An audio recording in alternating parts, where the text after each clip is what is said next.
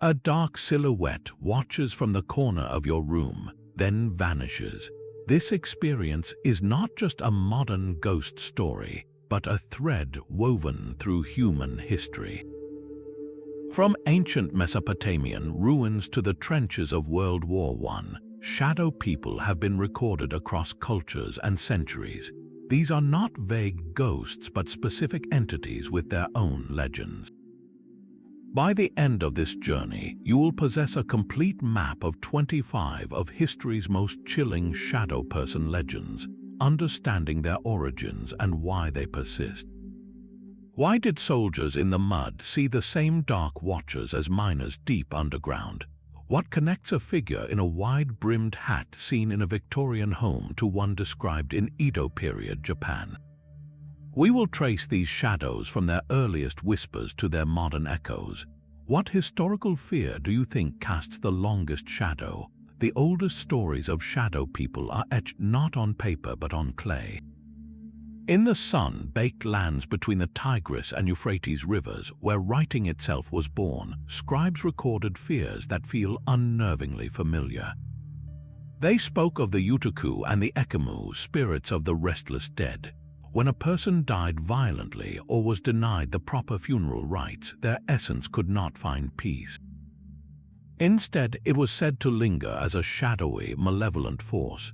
These were not ghosts as we might picture them, but something more abstract and sinister, a dark imprint left behind by tragedy. Cuneiform tablets describe them as dwellers of ruins and abandoned places, shadows that brought fever, despair, and a creeping sense of dread to anyone who crossed their path. Imagine the mindset of an ancient Sumerian or Babylonian walking past a collapsed temple or an old grave. A flicker of movement in the corner of the eye, a sudden chill in the desert heat, that feeling of being watched from a dark doorway.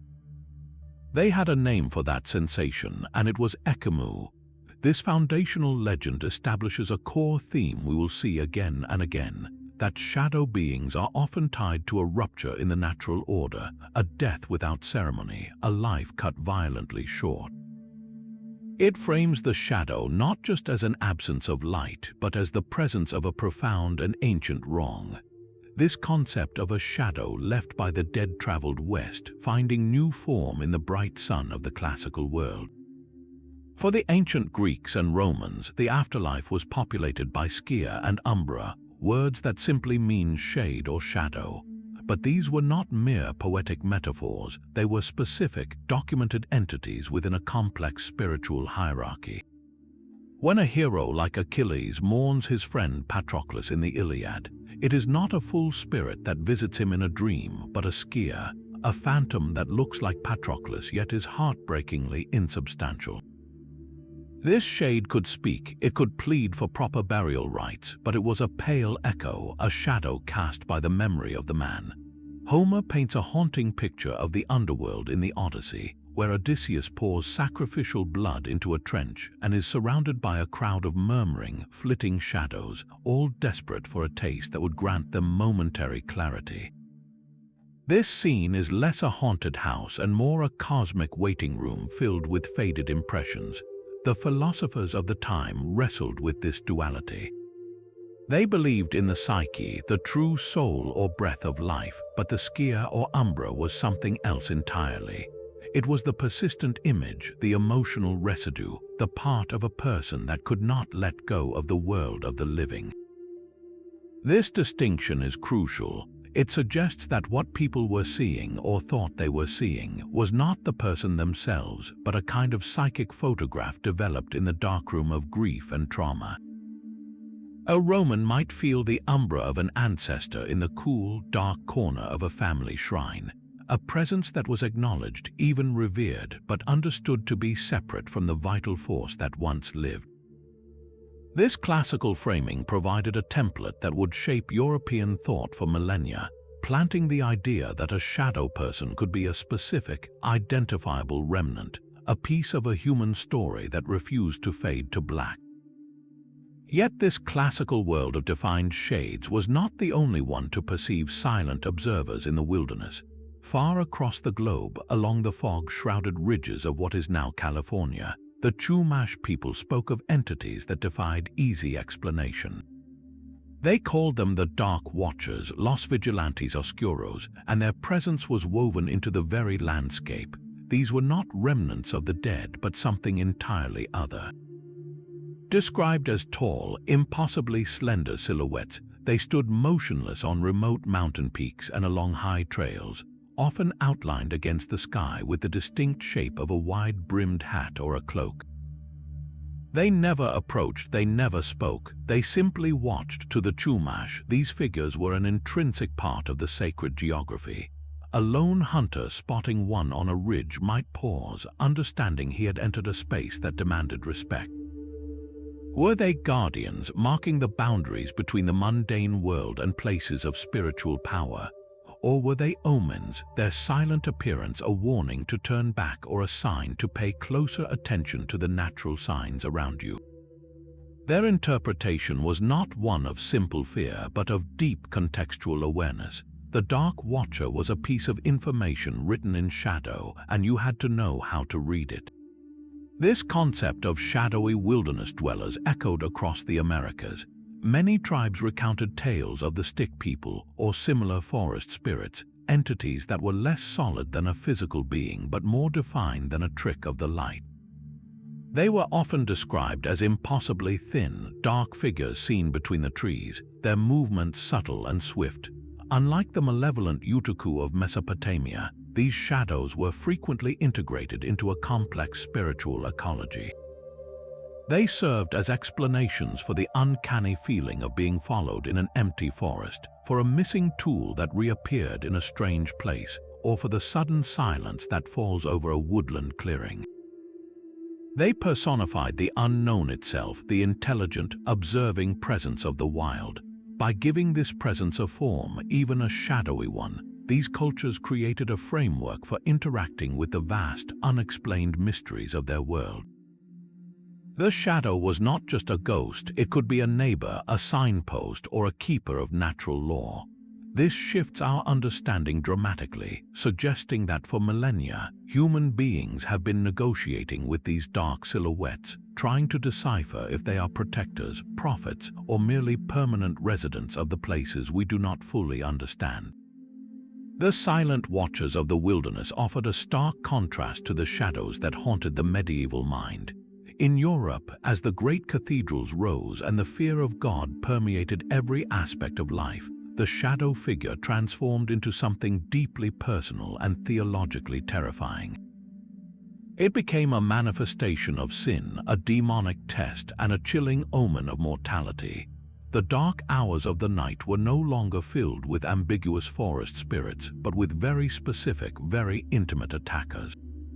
Monks and scribes, spending long hours in prayer and sleep-deprived study, began recording a phenomenon known to us today as sleep paralysis, but to them it was a spiritual assault. They described a crushing weight on their chests as they lay in their cells, a presence of pure malice pinning them down. In the choking darkness, they would see a shadowy figure, sometimes indistinct, sometimes taking a vaguely human or monstrous shape, sitting upon them or looming in the corner. The church had a ready explanation: the incubus or succubus, a demon that preyed upon the vulnerable in their sleep to corrupt the soul or steal vitality. This was not a folk tale from the outskirts of a village. This was documented theology, a real and present danger in a world where the line between the physical and spiritual was razor thin. Every shadow in the monastery dormitory could be a test of faith, every nocturnal visitation a battle for one's eternal soul. The shadow person had become an agent of hell, a personalized nightmare sanctioned by the highest religious authorities. This interpretation gave a terrifying, concrete reality to a universal human experience, embedding the shadow figure into the very fabric of medieval fear. Alongside this demonic intruder lived another, equally unsettling shadow legend, one that struck at the core of personal identity. Across the British Isles and Celtic lands, folklore spoke of the fetch or the co-walker. This was not a demon from outside, but a spectral double born from within. It was said that every person had a shadow self, an exact duplicate that normally remained unseen. But under certain circumstances, this fetch could appear. Most chillingly, to see one's own fetch was a certain omen of impending death. The stories are hauntingly consistent. A farmer returning from the fields sees his own figure walking ahead of him on the path, only for it to vanish at the gate. A woman glances out her window to see herself standing in the garden, looking back with an expression of profound sorrow. This was more than a ghost, it was a premonition made flesh, or rather made shadow. The fetch represented the soul already beginning its detachment, a preview of the emptiness to come. In a society with high mortality and little medical understanding, the fetch provided a narrative for that uncanny feeling of dread, that sudden, inexplicable certainty that something was terribly wrong. It fused the shadow figure with the ultimate human mystery, the moment of death itself. When you combine these two medieval concepts, the demonic night visitor and the personal death omen, you see a culture that had mapped its deepest anxieties onto the darkness. The shadow was no longer just a remnant of the dead or a spirit of the wild. It was now a mirror, reflecting back the medieval soul's fears of corruption, punishment, and its own fragile, fleeting nature. This theological framework would cast a long shadow indeed, influencing how people interpreted strange occurrences for centuries to come, proving that sometimes the most frightening figures are the ones that show us a version of ourselves. This medieval dread of personal shadows began to crystallize into a specific, recurring silhouette as the world moved into the early modern era. Among the countless vague forms reported, one distinct figure began to emerge from the gloom with startling consistency, a shadow wearing a hat. Today we call him the Hat Man, and while his name is modern, his appearances are not. Scattered through the personal writings of the 17th and 18th centuries are descriptions that feel ripped from a contemporary paranormal forum. A London merchant, writing in his diary in 1685, describes being woken by a sense of presence. By the light of a dying ember in the hearth, he saw a tall, dark silhouette standing at the foot of his bed, its features obscured but the outline of a wide-brimmed hat unmistakable against the wall.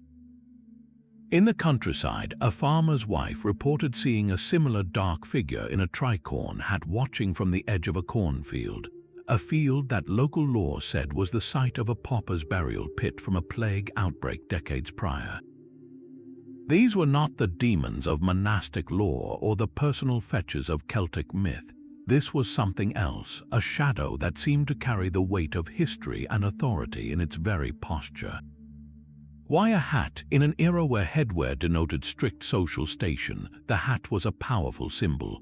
The silhouette of a man in a wide-brimmed hat could represent a judge, a preacher, a wealthy landowner, or an undertaker, all figures of imposing, often final, authority.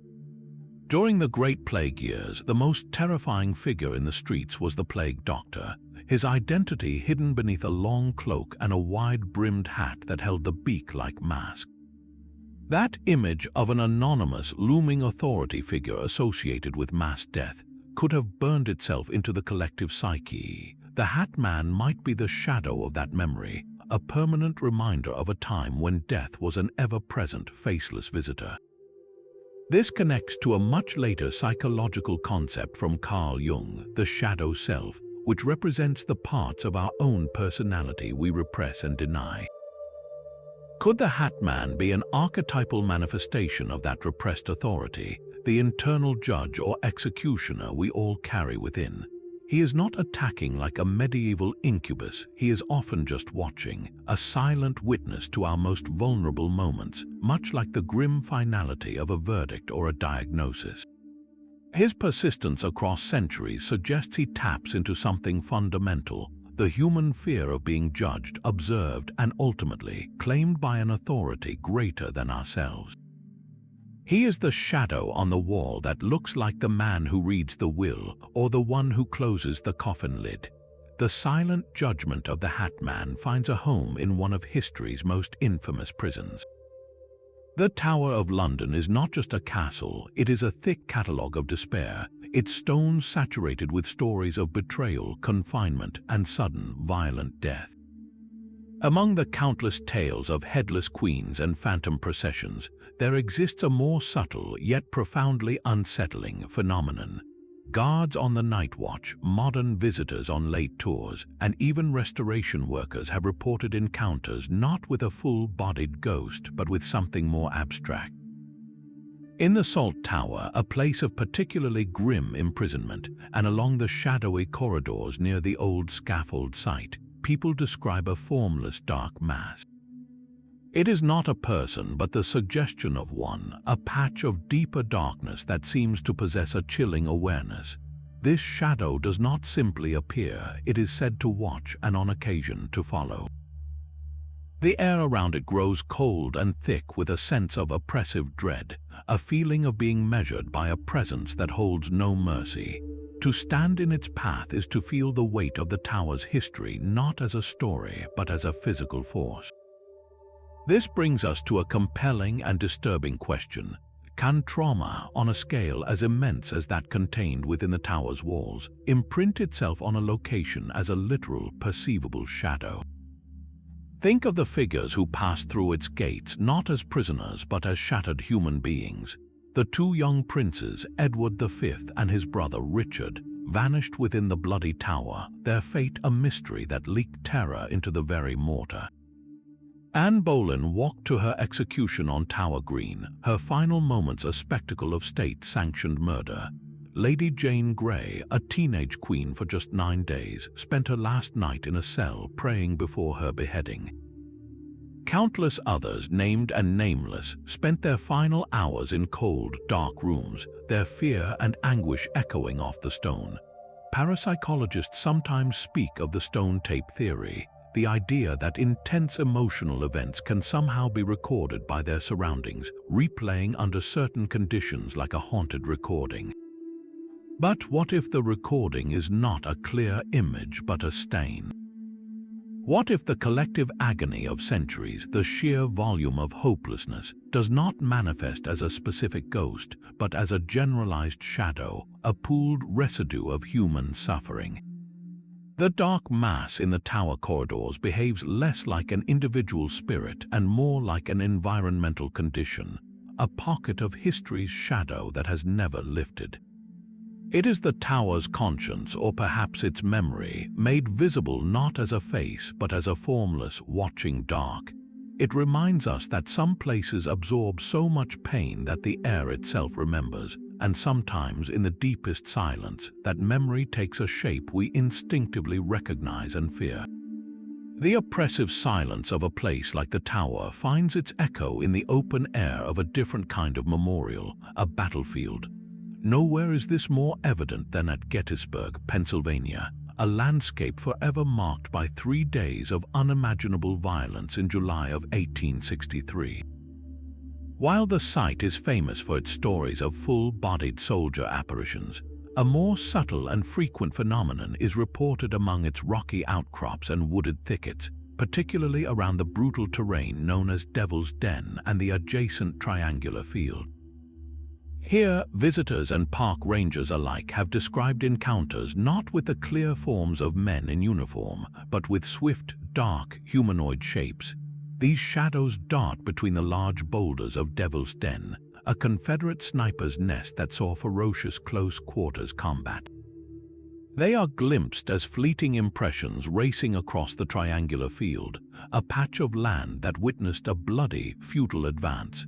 These are not ghosts that make eye contact or seem aware of the living. They are shadows in motion, forever reenacting a moment of panic, a desperate charge, or a final, diving scramble for cover. The earliest testimonies come from the soldiers themselves, not in the heat of battle, but in the eerie stillness that followed.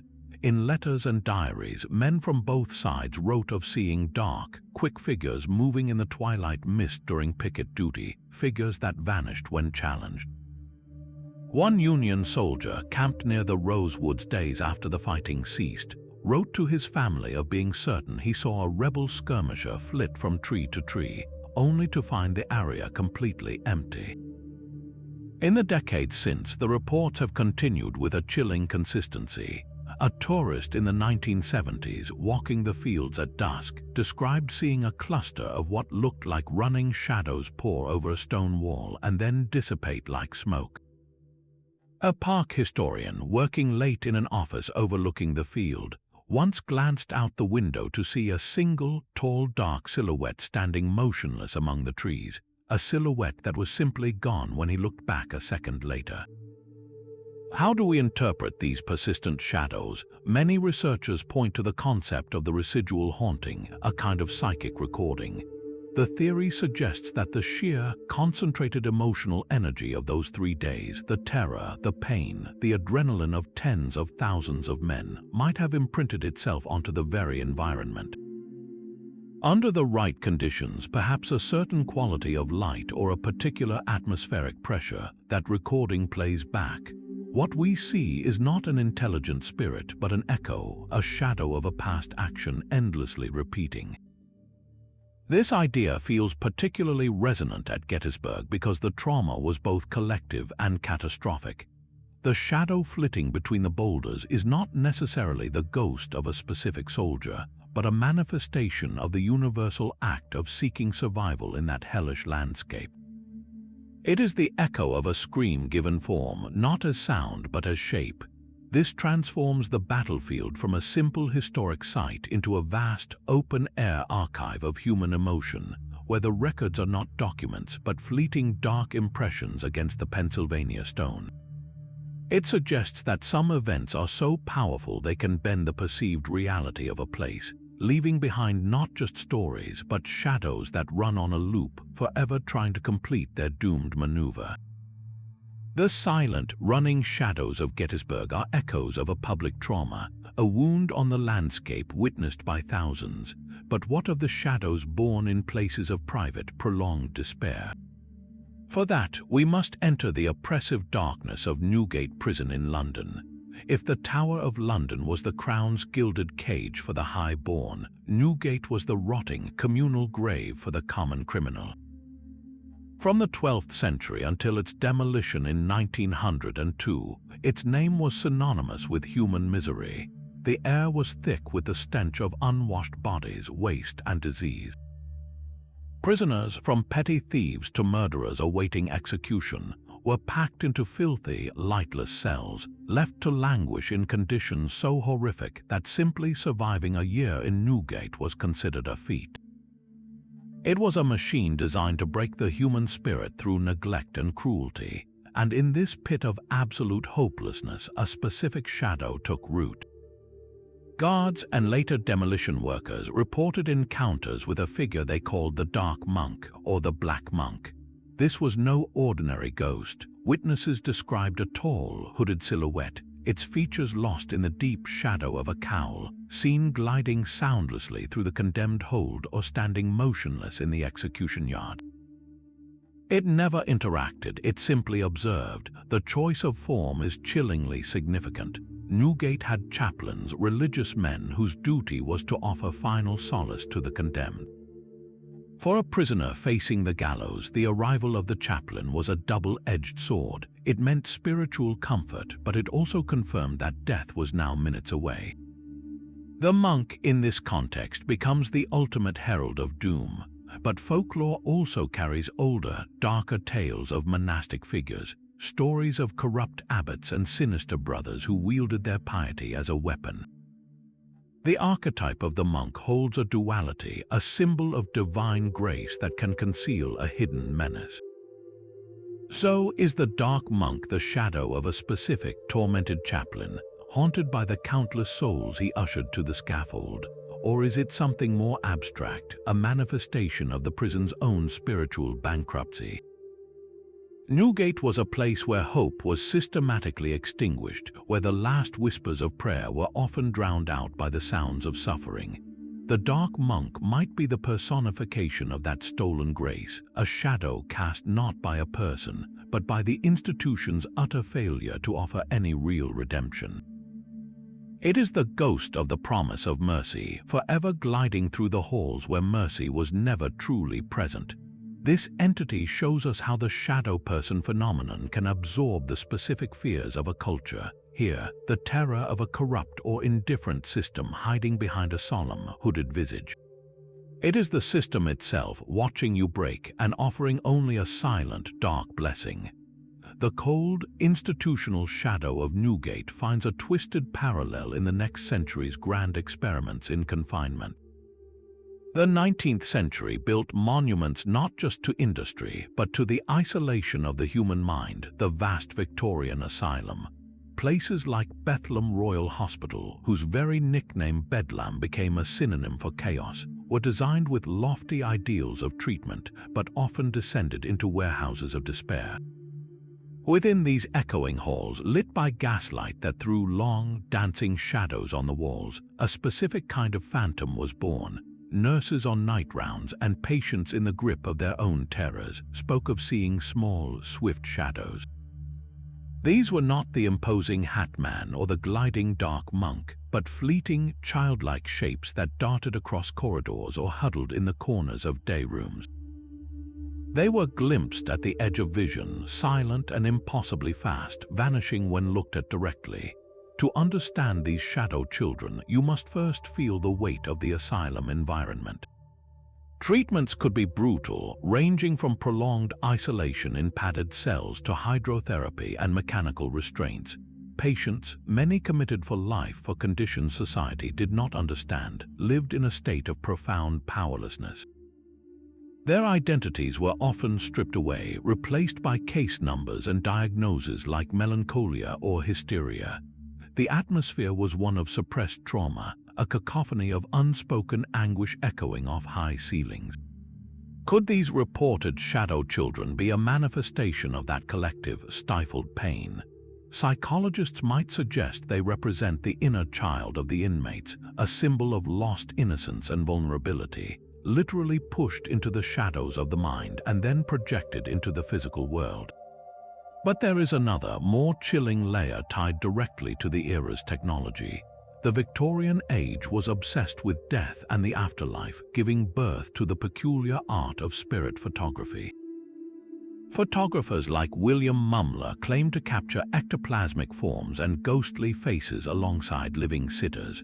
While many were exposed as frauds using double exposures, some of these controversial images show unexplained dark smudges, blurry forms that the photographers insisted were spirits.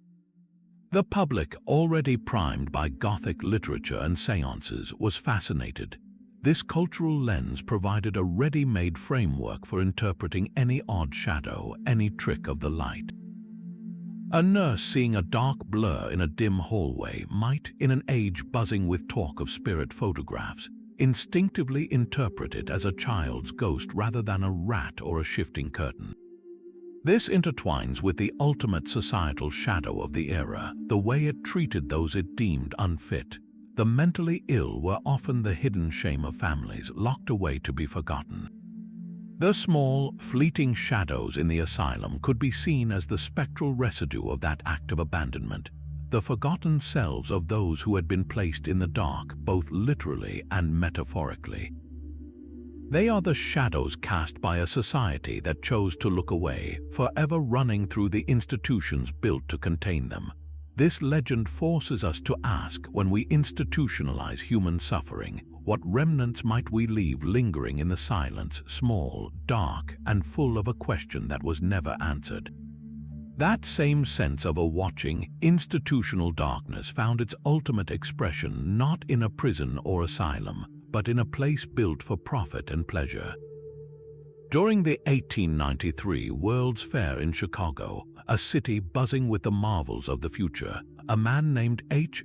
Holmes constructed his own private nightmare. His building, later dubbed the Murder Castle, was a 3-story hotel on South Wallace Avenue, a labyrinth of soundproof rooms, secret passages, chutes leading to a basement, and gas lines he could control from his office. It was a machine designed for a single, horrifying purpose: to trap, kill, and dispose of human beings. Holmes confessed to 27 murders, though the true number may never be known. After his arrest and the building's exposure, a fire damaged the structure, but it was the stories that rose from the ashes that added another layer of terror. Long after Holmes was executed, investigators and later occupants of the commercial buildings that replaced the site reported something else lingering in the space. They spoke not of the ghosts of his victims, but of a dark, watching presence. It was a feeling of being observed from within the walls themselves, a patch of moving shadow in a corner with no source, a palpable sense of malice that seemed to seep from the floorboards. One insurance adjuster working in a later office building on the lot in the 1950s refused to work late alone, telling colleagues he always felt someone was standing just behind him, a sensation so intense the hair on his neck would stand up. A night watchman in the 1970s reported seeing a tall, indistinct shadow glide across a hallway and seemingly melt into a solid wall, following the rumored path of one of Holmes's secret passages. These accounts force a difficult question. Could the sheer, calculated evil of Holmes's crimes have created something new, a parasitic shadow entity born from that concentrated horror?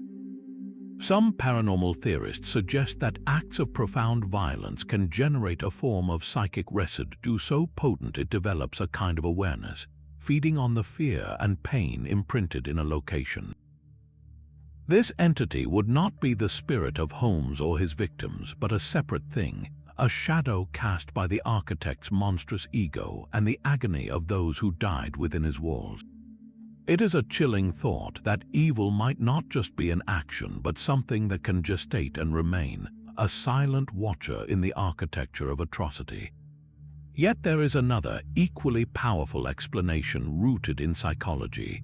Holmes's crimes were so methodical, so beyond the comprehension of his era, that the public mind struggled to contain them.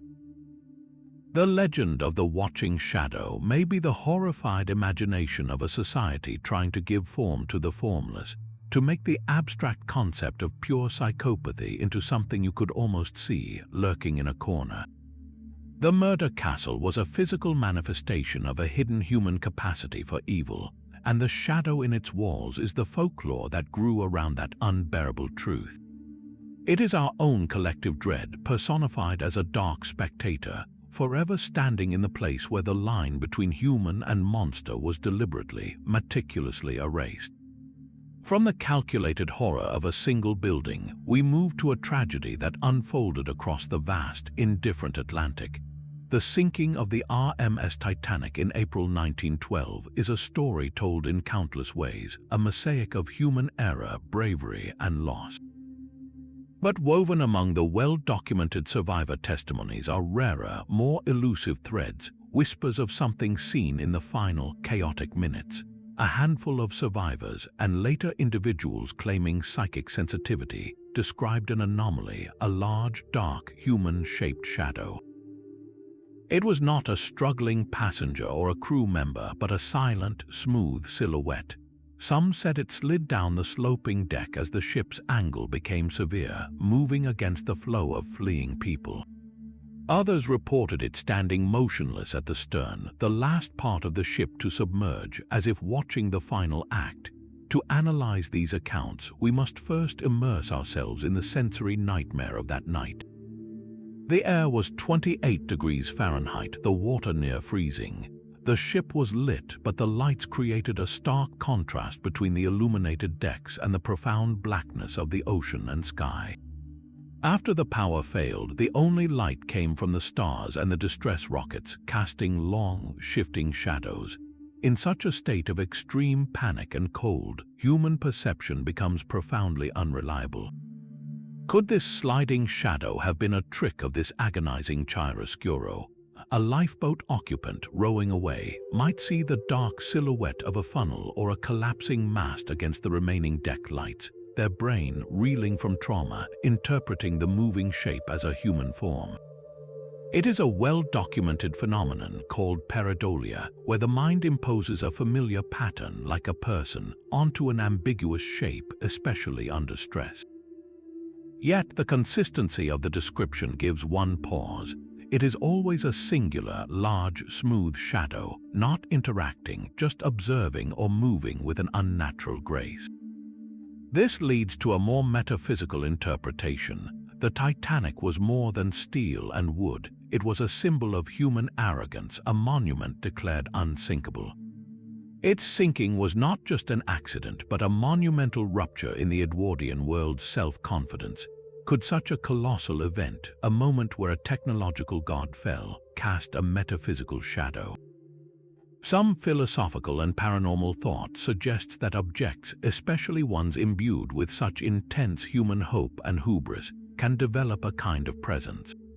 If the stones of the Tower of London can hold pain, could the Titanic, in its death throes, have momentarily projected the weight of its own doomed fate?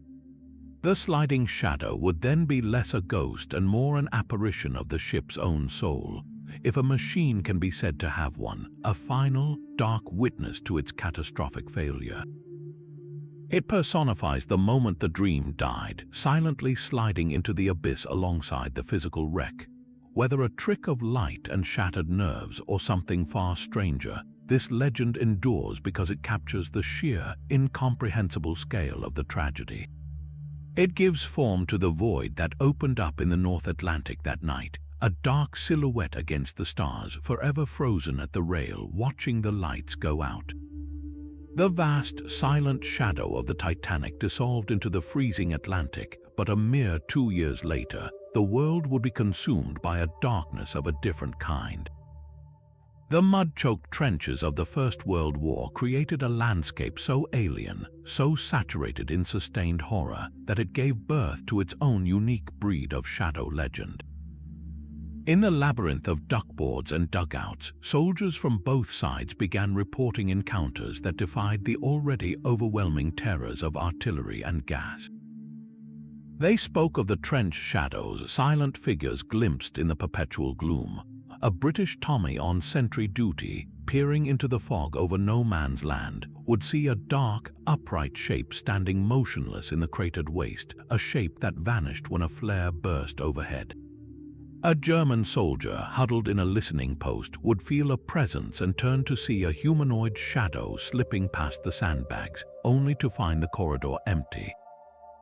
These were not the enemy, they were something else entirely, phantoms that seemed native to this new, subterranean world of death. In a letter home from the Ypres salient in 1915, a young Canadian lieutenant wrote to his mother, "It sounds mad, I know, but last night I saw a man, or the shape of one, walking calmly along the parapet. No one else was up there, the bullets and shells seemed to pass right through him. The boys call them the Watchers in the mud, and some swear they are the souls of the unburied." Another soldier's diary from the Somme in 1616 notes, "The fatigue is playing tricks, I'm sure of it. Saw a tall, thin shadow in the communication trench last night. It had no face, just a deeper black. It didn't move, just stood there until I blinked, and then it was gone. Jenkins saw it too, so I know him not going completely round the bend." To dismiss these accounts as mere shell shock is to ignore their haunting consistency and the environment that spawned them. The trench was a world of perpetual twilight, a narrow slit between earth and sky where men lived like moles. The air was thick with the smell of cordite, decay, and chlorine. Death was not an event but a condition, a constant whispering companion. In such a place, the line between the living and the dead didn't just blur, it often vanished. A man could be joking with his friend one moment and be a scattered, unidentifiable remnant the next. The landscape itself was a formless, churned mess where the earth regularly gave up the broken bodies of the fallen from battles past. In this context, what is a shadow? It could be the last visual imprint of a comrade, a psychic echo left in the spot where a life was violently extracted. It could be the mind's desperate attempt to make sense of the formless dread, to give the omnipresent feeling of being watched by death a tangible shape. Or perhaps, as some soldiers believed, it was exactly what it appeared to be, the unresolved dead, still standing their pointless watch in the mud. These trench shadows were not aggressive, they were most often described as passive observers, silent witnesses to the industrial-scale slaughter. This passivity is what makes them so profoundly sad. They represent the ultimate trauma of the war, the reduction of millions of individual lives, hopes, and fears into anonymous, dark smudges on a horrific canvas. They are the shadows cast not by a single evil, but by the monstrous machinery of modern war itself, a permanent stain on the memory of those fields, where even the ghosts have forgotten who they were supposed to be. While soldiers in the trenches saw shadows of passive witnesses, history records another kind of collective madness where the shadows seemed to lead. In the sweltering July heat of 1518, the city of Strasbourg was gripped by a phenomenon that defies modern understanding. It began with a single woman, Frau Trophia, who stepped into the street and began to dance, not a joyful dance, but a frantic, compulsive, and ceaseless jig.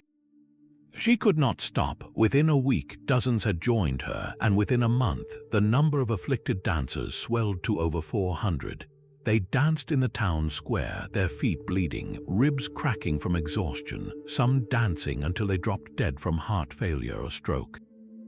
Authorities, believing the dancers needed to dance the fever out, actually built a stage, hired musicians, and encouraged the madness, a decision that only fueled the catastrophe.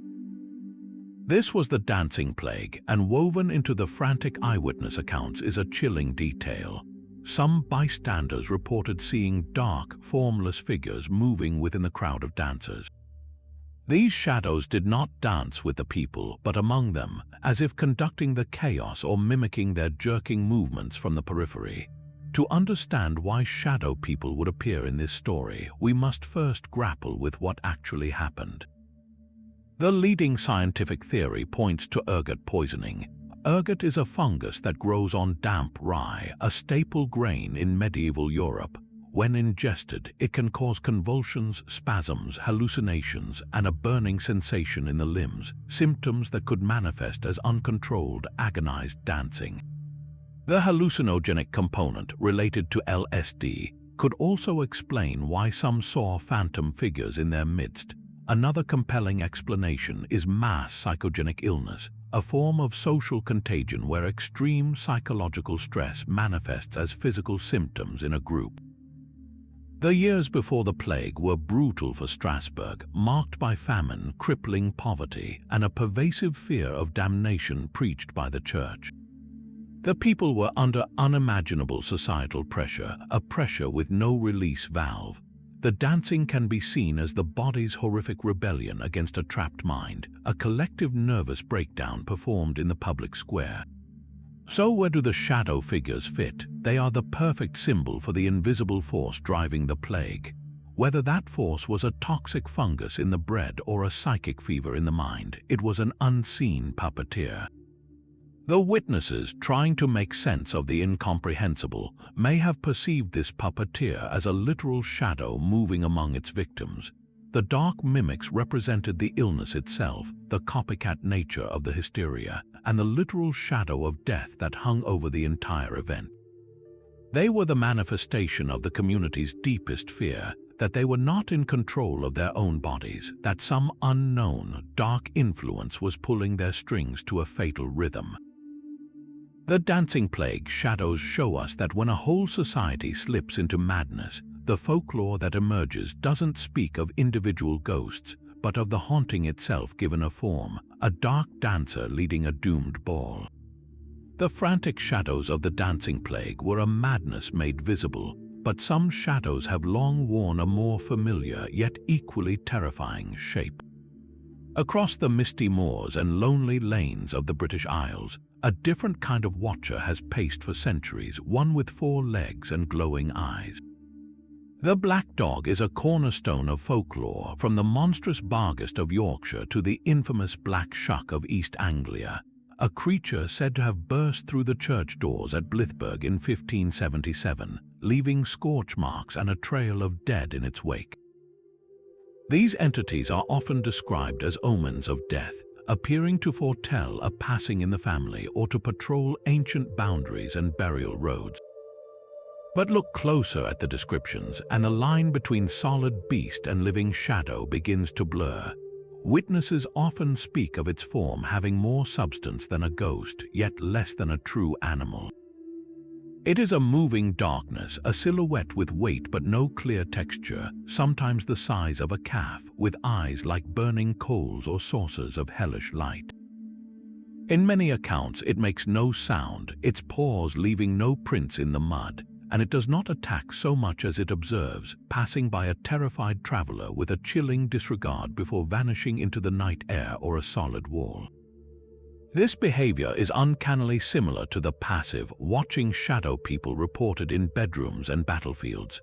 The black dog, then, might be the zoological branch of the shadow family tree, an early cultural interpretation of that same formless presence, but filtered through a lens where the most logical, imposing form for a silent guardian or omen was a canine. For an agricultural society, dogs were both protectors and symbols of the wild, companions at the hearth, but also scavengers in the churchyard. A giant, silent black dog perfectly embodied the duality of a death omen. It could be a guide for the soul or a harvester of it. As time moved forward and our relationship with the wilderness changed, so too did the form of this archetype. Modern sightings of phantom black dogs increasingly describe something less bestial and more abstract. People report a dark, canine-shaped shadow moving independently along a fence line, or a patch of darkness at the edge of the woods that resolves, for a fleeting second, into the poised silhouette of a large dog before dissolving into formless gloom. This evolution is telling. It suggests that the core experience, the perception of an intelligent, ominous, shadowy presence, remains constant, but the symbolic packaging updates across generations. The Barghest of old was a concrete hellhound, a beast of legend with a specific name and local habitat. What people report today often lacks that folklore. It is simply a shadow that moves like a dog, a direct sensory experience without the traditional story attached. This bridges the gap between classic folklore and modern paranormal reports, showing that the shadow person phenomenon is not new but ancient, simply trying on different cultural coats throughout history. The black dog is one of its oldest and most enduring disguises, a shadow given teeth and glowing eyes to make the unknown feel slightly more known and somehow even more frightening. That canine shadow dissolves into the Tennessee woods, where a different kind of American legend took root, one that would eventually sprout its own dark silhouette. The story of the Bell, which is a cornerstone of American folklore, a poltergeist drama so famous it allegedly drew the attention of a future president. In the early 1800s, John Bell and his family, farmers in Robertson County, Tennessee, found themselves under siege by an invisible entity. It began with knocking sounds on the walls and doors, then escalated to vicious pinches, hair-pulling, and a voice that could sing hymns one moment and spew venomous curses the next. This entity claimed to be a witch, a spirit named Kate Batts, and it focused a particular hatred on John Bell, whose health mysteriously declined as the attacks worsened. The haunting culminated in 1820 with John Bell's death, the witch famously claiming to have given him a fatal dose of poison. For over a century, this story was told as a classic poltergeist tale, a narrative of disembodied voices and physical torment. The focal point was the Bell family farmhouse, a place of audible terror. But in the 20th century, as interest in the paranormal grew, attention shifted to a different location on the old Bell property, a natural cave where the witch was said to have resided. And with this shift came a new kind of report, one less about sound and more about sight. Modern paranormal investigators and curious visitors to the Bell Witch Cave began describing something the original accounts never mentioned, a tall, humanoid shadow. This figure is not heard, it is seen, standing silently among the cave's rock formations or just inside the entrance, a motionless patch of darkness that feels intensely watchful. Some have reported it appearing briefly on the path leading to the cave before vanishing into the trees. This presents a fascinating puzzle. Is this shadow the same entity as the original Bell Witch, simply choosing a new, quieter form of expression after 2 centuries? Or is it something else entirely, a new phenomenon drawn to the site's notoriety? To understand, we need to consider the nature of legend itself. A powerful story acts like a magnet, attracting other strange occurrences and interpretations over time. People visiting the cave, steeped in the tale of Kate Bats, are primed to experience something. In the low, uneven light of a cave, with a headlamp casting long, wavering shadows, the mind can easily turn a stalagmite or a recess in the wall into a human shape. This psychological expectation, known as perceptual set, is a powerful force, yet the consistency of the description gives one pause. It's not a vague shape, but repeatedly described as a distinct, humanoid shadow with a palpable sense of being observed. This leads to another possibility, the concept of a residual echo. The original haunting was an event of immense emotional energy, fear, hatred, and family tragedy concentrated on one farm. If places can hold memories, as the stone tape theory suggests, perhaps the cave, long associated as the witch's home, eventually became a reservoir for that energy. What manifests now isn't the interactive, intelligent poltergeist of the 1800s, but a shadowy imprint of its malice, a silent sentinel left standing guard.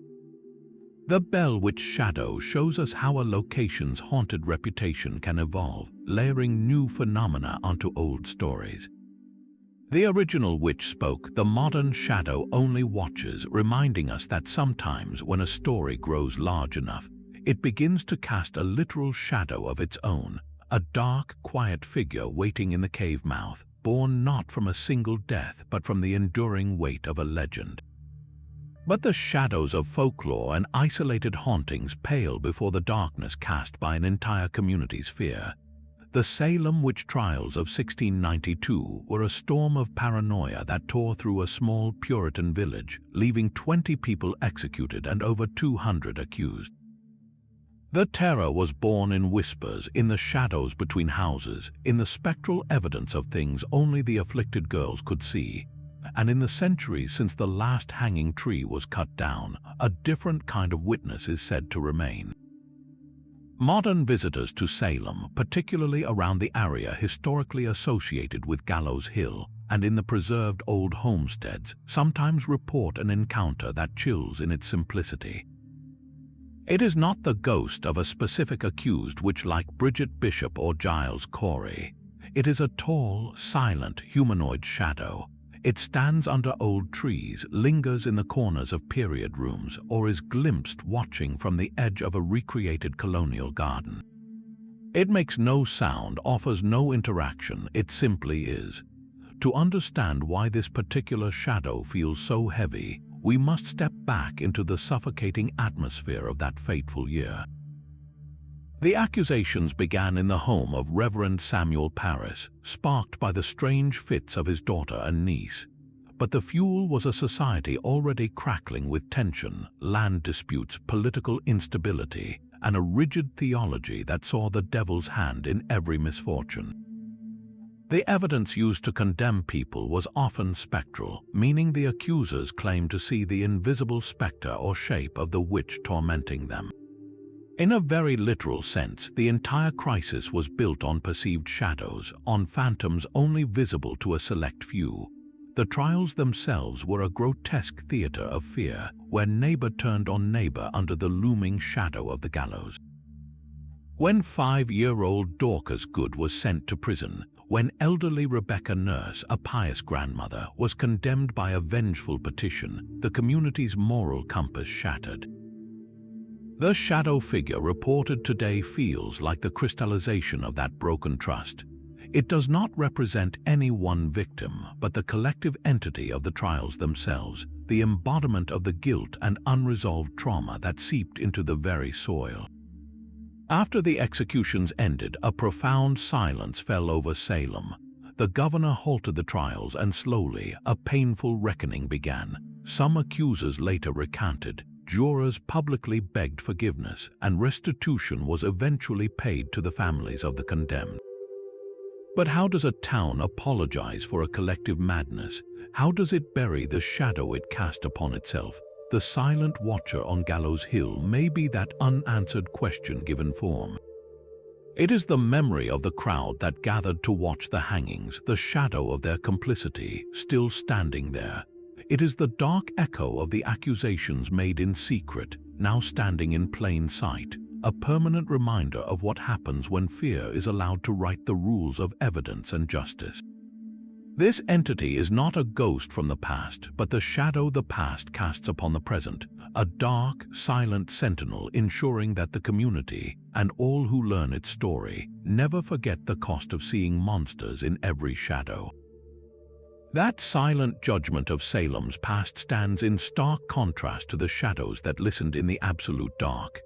Deep beneath the rolling hills of Wales and the steep hollows of Pennsylvania, coal miners spent their lives in a world without sun, their only light the flickering flame of a headlamp. In that perpetual, crushing darkness, sound and shadow were the only languages of warning, and the miners listened. They told stories of the Tommyknockers, small, unseen beings who lived in the rock. Their name came from the knocking sounds they made, a persistent tapping on the mine timbers. The folklore was practical, a way to explain the natural creaks and groans of a stressed mountain. But the stories gave these sounds intention. A sudden flurry of knocks from a particular wall might be a Tommyknocker's way of saying, "Do not dig here." A series of taps echoing from a worked-out chamber could be a signal that a collapse was imminent. Many miners considered them protective, even leaving crumbs of their pasties or a splash of coffee in gratitude for the warning. These helpful spirits, however, had a darker counterpart. Alongside the audible knocks came reports of something seen. Miners would describe catching a glimpse of a full-sized, humanoid shadow standing motionless in a side tunnel or just beyond the circle of lamplight. This figure made no sound, it did not tap, it simply watched and then it was gone. These silent shadows were universally feared, seen not as guides but as harbingers. To see one was often believed to foretell a major disaster, a catastrophic cave-in or a deadly explosion, not a mere warning of a loose rock. The distinction is critical and speaks to the miner's psyche. The Tommyknocker was part of the environment, a quirky, predictable element you could bargain with. The silent shadow figure was different, it was an omen. In an environment where a misplaced step or a single spark could mean annihilation, the mind became exquisitely tuned to anomalies, a shadow that stood still in a world of moving lamplight, a shape that held a human form but offered no familiar sound of pick or shovel. That was the ultimate anomaly. It represented the mine itself turning against you, the mountain's final judgment made visible. The 1907 Monongah mining disaster in West Virginia, which killed at least 362 men, and the 1966 Aberfan tragedy in Wales, where a collapsing slag heap buried a school, were preceded by generations of this lore. Survivors and family members would sometimes speak in hushed tones of men who had seen a dark figure in the days before, a story told not as superstition but as a fragment of a pattern too terrible to ignore.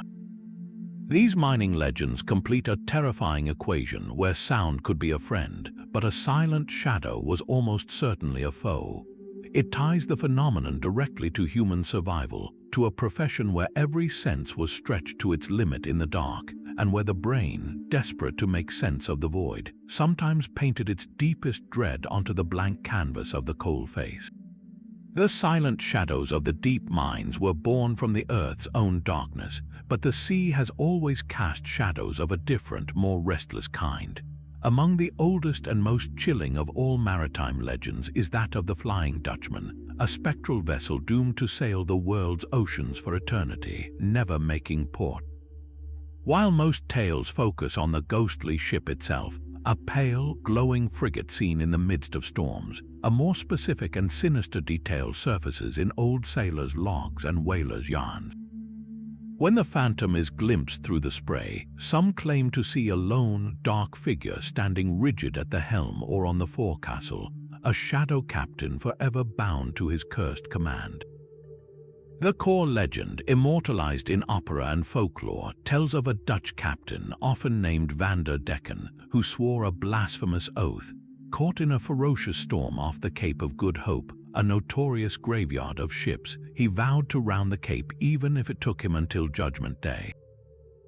For his defiance, his punishment was exactly that, an eternity sailing the tempest, a warning to all sailors of the dangers of pride and recklessness. But the stories collected from those who claim to have seen the Dutchman add a layer of personal, watching horror. In 1881, the young Prince George, the future King George V, then a midshipman aboard HMS Bacchante, recorded a startling entry in his journal.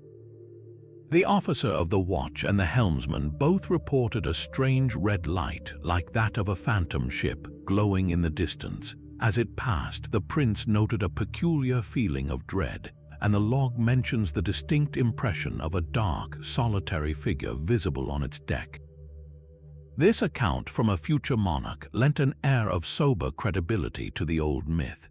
The shadow at the wheel is more than just another ghost, it is the personification of the curse. Vanderdecken's sin was not just stubbornness, but a pride so vast it challenged the natural order itself. His shadow, therefore, is the permanent stain of that defiance. He is not a ghost piloting a ship, he is the embodiment of the ship's damnation, a silhouette of arrogance made eternal. In the vast, trackless expanse of the ocean, where a single mistake can mean oblivion, the shadow captain serves as the ultimate cautionary tale. He represents the moment a leader's will becomes a prison for all who follow, the point where determination curdles into a doom that outlives the man and consumes his entire world. To see the Flying Dutchman is to see a ghost ship, but to see its dark helmsman is to witness the soul of the curse itself, a shadow forever standing watch over a voyage that will never, ever end. The restless shadow of the cursed captain sails a sea without end, but on land another shadow is trapped in a single, catastrophic moment. The city of Pompeii did not fade away, it was captured. In 79 AD, Mount Vesuvius erupted with a violence that defied description, burying the bustling Roman town under a superheated avalanche of ash, pumice, and gas. The event was so sudden, so complete, that it preserved the final seconds of daily life like a photograph in stone. We see the loaf of bread left in the oven, the coins scattered on a tavern floor, and through a modern technique, the haunting plaster casts of the victims, their bodies long decomposed but the voids they left in the hardened ash filled to create poignant sculptures of their last agony. It is a place where history feels breathlessly close, a museum of interrupted lives, and in this uniquely charged atmosphere, a new layer of lore has settled over the ruins. Night watchmen, archaeologists working late, and even respectful tourists on guided evening walks have occasionally reported something beyond the static tragedy. They speak of fleeting dark shapes. These are not the clear forms of the plaster casts, but swift, humanoid shadows seen darting across the end of a colonnaded street or vanishing around the corner of a villa's atrium. They appear in the periphery of vision, gone in the blink of an eye, often accompanied by a sudden, inexplicable chill in the warm Italian night. On a rational level, the explanations are straightforward. Pompeii is a vast, open-air site of crumbling walls and deep doorways, lit at night by stark, artificial security lights that cast long, shifting shadows. A stray cat, a blowing piece of cloth, or the simple play of light and shadow as a cloud passes the moon could easily create a fleeting impression of movement. The human mind, already emotionally primed by the profound solemnity of the place, is exceptionally good at completing patterns, especially patterns of human form. Yet the persistence of these stories and their specific consistency invites a deeper look into the symbolism. The Romans who lived there believed in the manes, the spirits of the dead, and the lares, the protective spirits of the household. They would have understood the concept of a shade, a skia, lingering after death, in a place where death came not individually but collectively, in a single, roaring instant. Could the psychic shock of that moment have left a different kind of imprint? The shadow figures of Pompeii are rarely described as interacting or showing awareness. they are most often reported as figures in motion, running, darting, fleeing. This aligns eerily with the forensic evidence of the eruption's final phase, the pyroclastic surge that raced down the mountain at hurricane speed, killing everyone in its path in seconds. What if the shadows are not intelligent spirits, but residual echoes of that final, universal panic? The stone tape theory suggests that extreme emotion can be recorded by a location's materials. Pompeii is perhaps the ultimate stone tape, a city where the emotional frequency of 17,000 people shifted from daily routine to abject terror in a matter of hours, and then was literally sealed in ash. The fleeting dark shapes could be a replay of that frequency, not a ghost of a person, but a shadow of the city's last collective action, a desperate, instinctive run for survival forever looped in the atmosphere. Whether tricks of light or echoes in stone, these watchers in the walls force us to confront a difficult truth. Pompeii is not just a ruin, it is a mass grave suspended in time. The shadows, real or perceived, serve as a reminder that some tragedies are so vast, they don't just leave behind bodies, they leave behind an atmosphere, a silent, watching pressure in the air where the screams have long since faded but the impulse to flee has not yet dissipated. The frozen silence of the Ural Mountains holds a mystery so profound it has resisted explanation for over half a century. In February of 1959, a team of 9 experienced Soviet hikers, led by Igor Dyatlov, pitched their tent on the slopes of Kolotsiak, a name meaning dead mountain. They never left. Search parties found the tent weeks later, ripped open from the inside, as if the occupants had fled in a sudden, desperate panic. The bodies were discovered scattered in the snow, some barefoot, dressed only in their underwear, miles from shelter in sub-zero temperatures. The official investigation was inconclusive, citing a compelling natural force, but the details were bizarre, including unexplained internal injuries and traces of radiation on their clothing. In the vacuum of a definitive answer, a forest of theories has grown, ranging from infrasound-induced panic to military testing. Yet, woven through the more unconventional narratives is a chilling, persistent thread, the suggestion of a witness. Peripheral accounts from other hiking groups in the region that winter spoke of seeing strange lights in the sky over the pass. More subtly, some later investigators and researchers visiting the site have reported an overwhelming, specific sensation of being watched from the tree line, a feeling so intense it compelled them to leave. A few have even described glimpsing a tall, motionless, dark figure standing among the distant trees, observing their work, a silhouette that vanished when directly approached. This shadow is not part of the official evidence. It belongs entirely to the mythology that has encased the tragedy, but its presence in the story is profoundly telling.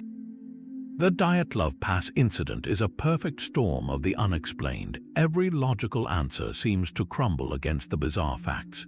When human reasoning fails so completely, the mind seeks a new framework, a new actor to place in the empty space where cause should be. The dark figure on the pass becomes that actor. It represents the incomprehensible force itself, the unseen terror that could make seasoned mountaineers slash their way out of their only shelter and sprint, unprepared, into a lethal blizzard. It is not necessarily a ghost or an alien, but a narrative placeholder for the pure, agentless horror of the unknown. The shadow gives a face, however vague, to the question mark that hangs over Dead Mountain. In a very real sense, the Dyatlov shadow is the shape of our own collective bafflement, a silhouette cast by the blinding white void of a mystery that may never be solved. It stands on the perimeter of the story, forever watching, because we cannot bear for the cause of such a tragedy to have no witness at all. That silhouette on a frozen mountain watches over a question with no answer, but some shadows guard a secret with a very specific, glittering name. The Amber Room was a marvel of the 18th century, an entire chamber paneled in 6 tons of carved amber, gold leaf, and mirrors, a gift from Prussia to Russia that gleamed in the Catherine Palace like captured sunlight. Then, in 1941, Nazi troops invaded, dismantled the room, and crated it away. It vanished into the chaos of the war and was never seen again, becoming one of history's greatest lost treasures.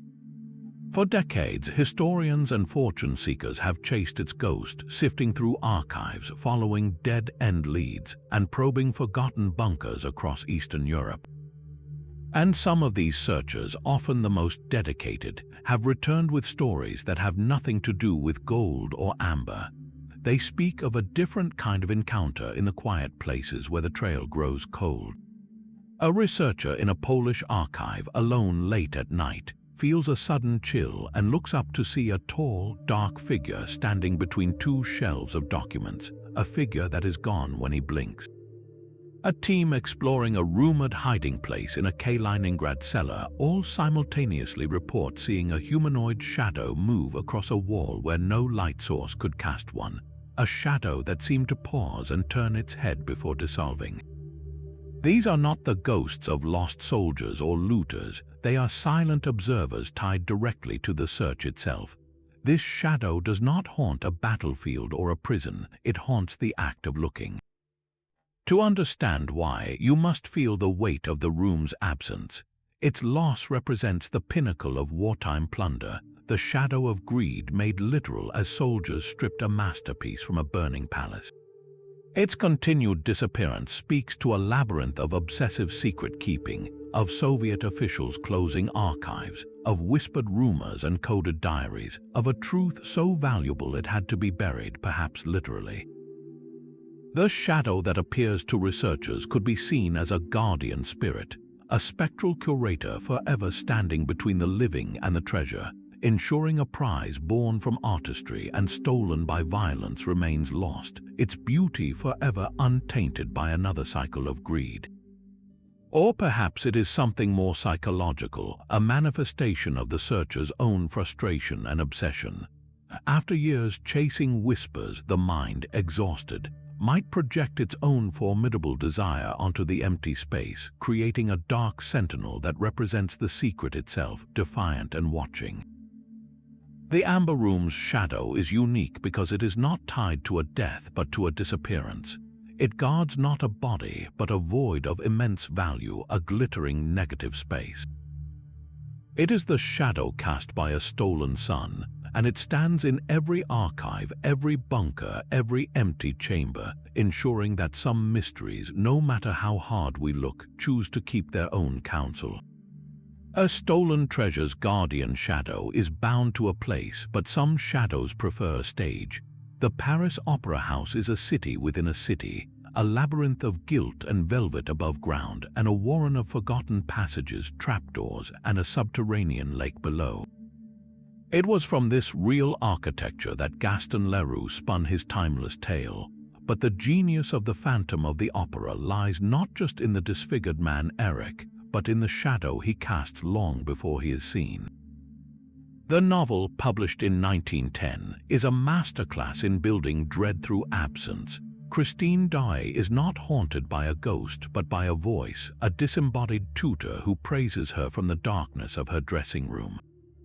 She feels his gaze from the empty box 5, a presence so potent it feels like a physical touch, yet when she turns, there is nothing but a shadow in the corner. The Phantom's power in the first half of the story is entirely that of a shadow person, an intelligent, observing entity that knows every secret corridor and hidden peephole. He is the sigh in the rafters, the flicker of black velvet seen from the corner of a ballerina's eye as she practices late at night, the cold draft that seems to follow you down a corridor that should be still. Leroux didn't invent this feeling, he distilled it. The real Palais Garnier was rumored to be haunted, with stagehands and performers for decades whispering about unexplained sounds and a pervasive sense of being watched from the countless dark nooks of the immense building. The author took that universal backstage unease and gave it a brilliant, terrifying logic. He codified the idea that a shadow could be a tenant, a permanent resident who understands the blueprints of a place better than its owners. This was a monumental shift. Earlier legends often placed shadows in wild places or sites of tragedy, but here was a shadow that claimed a bustling, modern public space as its private domain.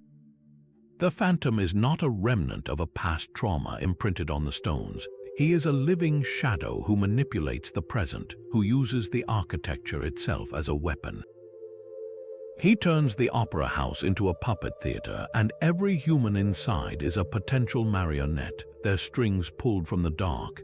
This archetype, the architectural shadow, seeped deeply into our collective consciousness. Think of the modern reports, the feeling in an old hotel that someone is watching from the air vent, the dark figure glimpsed at the end of a long hospital hallway at 3 a.m., the sense in a sprawling library that you are not alone in the stacks. These are not ghosts of specific people, they are phantoms, entities we instinctively believe know all the hidden ways, the service elevators, the crawl spaces, the forgotten wings. Leroux's story taught us to fear the intelligence of the dark, to suspect that the shadow in the corner of a public building is not lost but home, and it has been watching you the entire time. The phantom's gilded cage was a world of artifice and hidden pain, but the shadows of the 1930s needed no opera house to find a home. They moved through places stripped of all pretense, through dust-choked farmhouses and cold water tenements where the only performance was survival. The Great Depression did not just collapse an economy, it fractured the American spirit, and in those cracks people reported seeing something new, or perhaps something very old wearing a new, desperate face. Newspapers from Chicago to Oklahoma City, when not reporting on breadlines or bank closures, sometimes carried small, peculiar items buried in the back pages. A family in a cramped apartment insists a tall, thin shadow passes through their kitchen each night, a silent procession that leaves the air colder. A farmer, staring out at his failed fields under a drought-white moon, sees a cluster of dark, human-like shapes standing motionless at the edge of his land, shapes that are gone by morning. These were not the swift, darting phantoms of the asylum or the silent watchers of the trenches. These shadows were described as gaunt, slow-moving, almost weary. They carried a different emotional weight, one of profound exhaustion and loss. In oral histories collected decades later, children of the Depression would recall their parents speaking in hushed tones about the hard-time shadows, figures seen just before the bank called in the loan or a child took sick with a fever there was no money to treat.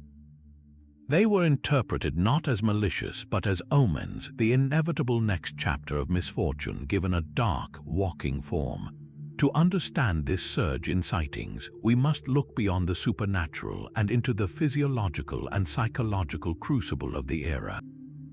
Widespread malnutrition was a brutal fact. Deficiencies in vitamins like B12 and niacin can directly cause visual and auditory hallucinations, a condition known as pellagra psychosis. When an entire population is hovering on the edge of starvation, the mind's chemistry begins to betray it, painting the anxieties of empty cupboards and unpaid rent onto the dim walls of a shuttered room. But the explanation runs deeper than biochemistry. The Swiss psychiatrist Carl Jung described the shadow as the part of the psyche that houses everything we deny or repress, our fears, our shames, our darkest potentials. What happens when an entire nation is forced to confront its collective shadow? The Depression dragged poverty, failure, and helplessness out of the shadows of society and into the blinding light of day for millions who believed in the promise of prosperity. The shame of not being able to provide, the terror of the unknown future, the crushing weight of hopelessness, these were emotions so vast and shared they took on a life of their own. The gaunt shadows reported in those years can be seen as the externalization of that national trauma. They were the embodiment of hard times, a walking silhouette of the fear that had moved into the house, taken a chair at the table, and refused to leave. When a father, sitting in the dark after another futile day of job-seeking, saw a slow-moving shadow in the hallway, he may have been seeing the literal shape of the despair he could not voice. These were ghosts not of the dead but of dying dreams, and they lingered in every corner where the light of opportunity had gone out. That gaunt shadow of collective despair, however, was not the only silhouette haunting the modern world. One figure in particular refused to fade with the economic recovery, a figure we met earlier but whose story demands a final, global chapter. The Hat Man has become the most famous shadow person of the 21st century, a staple of online forums and paranormal documentaries. But what makes his legend truly unsettling is not its modernity, but its ancient, borderless echo. From the high deserts of Mexico to the neon-lit alleyways of Tokyo, cultures with no historical connection describe the same silent watcher in a wide-brimmed hat. In Latin American folklore, especially in Mexico and the American Southwest, he is called El Hombre del Sombrero, the man with the hat. Stories passed down through generations tell of a tall, dark figure in a sombrero or a charro hat seen standing at crossroads at night or watching from the edge of a village. He is often an omen, a sign of a coming death in the family or a guardian of certain liminal spaces. He does not speak, he only observes, his face forever hidden in shadow. Across the Pacific, in the rich ghost tradition of Japan, we find the Cage Honor, the shadow woman. While often female, the archetype includes shadowy figures of ambiguous gender, and in some Edo period kaiden or ghost stories, these entities are described wearing the distinct silhouette of a kasa, a traditional woven hat, or even the more modern fedora. They are seen as fleeting, dark impressions on shoji screens or in the narrow spaces between buildings, perceived as lost souls or vengeful spirits. The parallel is startling. A fedora in a Tokyo alley, a sombrero at a desert crossroads, a tricorn in a colonial bedroom. These are all hats of authority, anonymity, and often a bygone era. So what are we to make of this global wardrobe of shadow? One compelling answer lies in the realm of psychology and neurobiology. Sleep paralysis, a state where the brain wakes before the body, is a universal human experience. In this vulnerable twilight, the brain's threat detection system is on high alert, trying to make sense of the disconnect. It scans the dark room for patterns, and the most basic, recognizable human silhouette is a head atop shoulders. The brain, seeking to identify a potential threat, might latch onto a nearby object, a robe on a door, a lampshade, and incorporate it into a proto-image, creating the impression of a figure with a distinct headpiece. This could explain the Hat Man as a neurological artifact, a common glitch in the human hardware under stress. Yet, the cultural persistence of this specific image in waking folklore challenges a purely biological explanation. This is where the concept of the archetype, as proposed by Carl Jung, becomes powerful. Jung suggested that humanity shares a collective unconscious, a deep well of symbolic imagery and patterns. The Hat Man could be an archetype of the ultimate observer, the internalized representation of judgment, fate, or death itself. The hat across cultures signifies a role, an office, a removal from the common person. It is the badge of the judge, the executioner, the priest, the stranger who brings news. When profound stress, grief, or trauma fractures our normal reality, this archetype may surface from the collective depths, clothing itself in the culturally appropriate headwear to deliver its silent message. The Mexican campesino sees a sombrero, the Japanese urbanite sees a fedora, the European sees a tricorn, but the underlying form, the watching shadow, remains identical. This global pattern forces a profound question upon us. Are we, as a species, occasionally brushing against something that exists independently, an intelligent presence that adopts this recognizable hat-wearing form to interface with our perception? Or have we, collectively, given the same face to our deepest, most universal fear, the fear of being watched, judged, and ultimately claimed by an authority we cannot see or understand? The Hat Man, in all his global variations, offers no answer. He only stands at the edge of our vision, in every corner of the world, a permanent silhouette against the backdrop of human anxiety, wearing the hat we gave him, or perhaps the one he always wore. From the deserts of Mesopotamia to the trenches of a world war, the silhouette of the Watcher has never left us. These 25 legends are more than just ghost stories. They are a map of human fear itself, charted across centuries and continents. Whether we see them as neurological glitches in the lonely hours of the night, as profound psychological archetypes rising from a collective unconscious, or as genuine entities that dwell just beyond the thin veil of our perception, their persistence tells a powerful story. They are the shadows cast by history's trauma, by personal grief, by the weight of institutions, and by the chilling vastness of the unknown. These dark figures give a shape to what we cannot explain, a silent companion to our deepest anxieties. So we turn the question to you, the final witness to this long journey. Have you ever felt that prickle on the back of your neck, that instinct to look over your shoulder in an empty hallway? Does the story of the Hat Man, or the weary shadows of the Great Depression, or the silent runners of Gettysburg strike a particular chord? The history of shadow people is ultimately a history of human experience. Your thoughts and stories are the next chapter. Share them in the comments below, and if you want to continue exploring the unexplained corners of our past, be sure to subscribe for more. Perhaps the most compelling evidence for a scientific explanation lies in the architecture of our own brains. We are pattern-seeking creatures by design, a survival trait hardwired into our neural circuitry.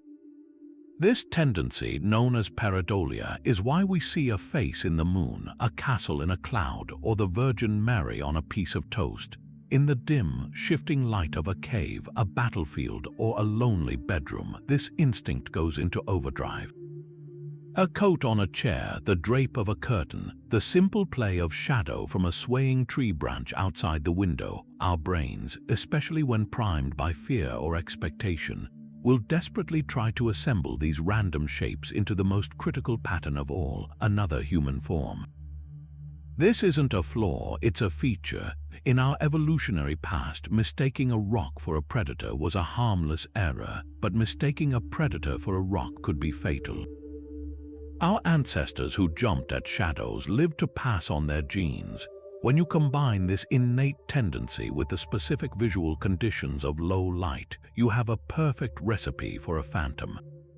In near darkness, our peripheral vision, which is excellent at detecting motion but poor at detail, takes over. It sends fuzzy, incomplete data to the brain, which then fills in the blanks, often with the silhouette of a person, because that is the shape that matters most to our social, threat-detecting minds. This neurological process is supercharged during the vulnerable twilight states between sleep and wakefulness. These are the hypnagogic state, as you're falling asleep, and the hypnopompic state, as you're waking up. During these transitions, the brain is in a kind of chaotic crossfire. The logical, orderly prefrontal cortex is partially offline, while the dream-generating, emotional centers of the brain are still highly active. It is in this liminal space that hypnagogic and hypnopompic hallucinations occur. You might hear your name called, feel a sensation of falling, or see vivid, often terrifying, images projected onto the darkness of your room. The sensation of a presence, a crushing weight on the chest, and the vision of a shadowy figure are classic symptoms of sleep paralysis, which occurs when you become conscious while your body's natural sleep paralysis, meant to keep you from acting out your dreams, is still engaged. Think of the medieval monk pinned by an incubus, or the modern person seeing the Hat Man at the foot of the bed. The experience is biologically identical, only the cultural interpretation differs. The brain, awake enough to perceive the room but still dreaming, concocts an explanation for the terrifying inability to move, and that explanation often wears a shadowy face. Now layer onto this the profound effects of sustained stress, trauma, and exhaustion, conditions that were not the exception but the rule in many of the historical contexts we've explored. The soldier in the trench, the miner in the pitch-black shaft, the survivor of the Great Depression staring at a bleak future, all were operating under extreme physiological and psychological duress. Chronic stress floods the system with cortisol, impairing cognitive function and memory, and heightening the amygdala's threat response. Sleep deprivation, a constant companion in these scenarios, further dismantles our grip on reality, blurring the line between perception and imagination. In such a state, the brain's normal filters break down. The internal monologue of fear, the memory of a lost comrade, the dread of the next disaster, all can spill over from the mind's eye into the visual field. The exhausted brain, struggling to cope, might externalize its terror, painting its deepest anxiety onto the world as a dark, observing shape. This isn't madness, it's the mind's overloaded circuitry shorting out under unbearable pressure. Psychology offers another profound lens, one that gives a name to the darkness we project. Carl Jung's concept of the shadow self is not a ghost, but the part of our own psyche that houses everything we deny, repress, or deem unacceptable, our hidden angers, our shames, our primal fears. Jung believed that failing to integrate this shadow could lead to it manifesting in powerful, often destructive ways. In a sense, the process of encountering a shadow person could be seen as a literalization of this psychological phenomenon. When we are in states of grief, guilt, or profound stress, the barrier between the conscious and unconscious mind grows thin. The shadow self, that repository of our own personal darkness, might erupt into perception not as a feeling but as a figure. The Hat Man, then, could be the archetypal shape of the internal judge, the fetch, a manifestation of our own repressed mortality. This framework doesn't diminish the experience, it deepens it, suggesting that the most terrifying shadow we encounter might be the one we carry within, given temporary form by a mind in crisis. So, does this scientific and psychological toolkit solve the entire mystery? It provides powerful, rational pathways to understand how a tired, stressed, pattern-seeking brain in a dark room could construct the entire experience from scratch. It shows how biology and culture intertwine, with the brain supplying the raw hallucination and local folklore supplying the costume, be it a monk's hood, a wide-brimmed hat, or a child's form. Yet, for all its explanatory power, something elusive remains. It cannot so easily account for the shared details across unconnected cultures, the consistency of descriptions from people with no knowledge of each other's experiences. It struggles with the collective sightings where multiple people in a group see the same shadow simultaneously. Science maps the how of perception brilliantly, but the persistent, global what that is being perceived, however our brains may be filtering it, retains a sliver of profound ambiguity. The shadows, therefore, exist in a fascinating borderland. They are a testament to the incredible, sometimes frightening, creative power of the human mind under duress, a power that can build a phantom from fear and fatigue. But they are also a reminder that our perception of reality is a fragile construct, and that sometimes, in the silent spaces between heartbeats, we might just be glimpsing something else, something older, that wears the darkness not as a cloak but as its